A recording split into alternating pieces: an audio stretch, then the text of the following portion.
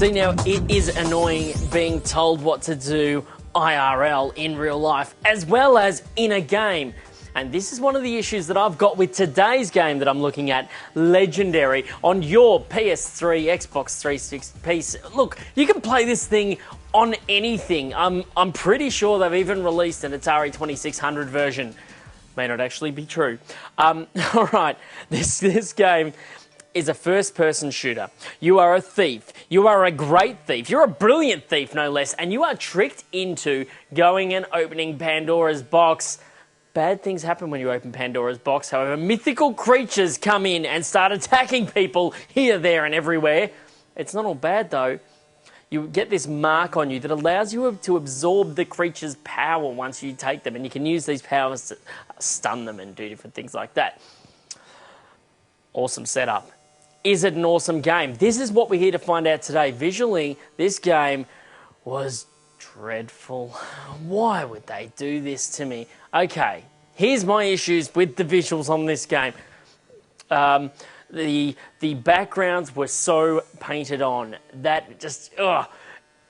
And one thing that I really don't like, and I've said this so many times, so they shouldn't have done it because they should listen to me and watch Level 3 and know how to design a game. The bodies disappeared right after you killed them. That's not cool. We're not, you know, this isn't Doom anymore. We have progressed past that. If you're going to make a first-person shooter, you have to bring something good to the table. This is what I'm telling you, game designers. Listen to me. Trust me. I'm Jamie. But there was that. The background's being painted on. There was tentacles and things coming out that were just artwork. You'd shoot them, nothing would happen at all. And you had to go to specific areas for the fights. It just, like, the visuals didn't do a lot for me, but I'm going to say the werewolves did look pretty cool, especially in the cutscenes when they were just tearing people up. It was good. The cutscenes do look quite good, and that got me thinking, if this was an animated short or something like that, it would have been really quite cool. But the gameplay, the game itself just let it down so much. The visuals on this one, I am putting 2.5 out of 10. Yeah, I've had to pull out the bam hammer on this one, so 2.5 out of 10. The sounds on this one, again, the cutscenes are pretty cool. And the voice acting in those, that sounds decent enough. But in-game, the sound effects and things are so cheap. The guns sound bad.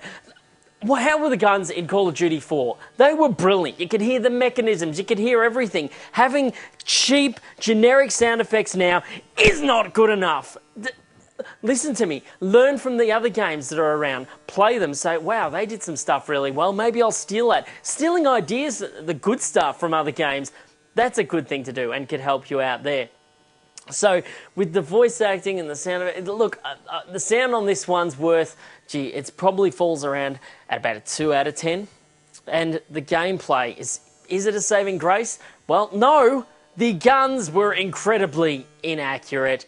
Then it was so glitchy. I had enemies, okay, getting caught inside walls, and they weren't meant to. These weren't things that were meant to get inside the walls. And then of course the humans would go, look, there's a monster in the wall. I'm going to shoot at the wall. And of course it didn't hurt it because they were hitting the wall. And it was just, If this game was released, 7, 8, 9 years ago, it would have been pretty standard kind of fare. But now it's not good enough. You can't pass this off as a great first-person shooter.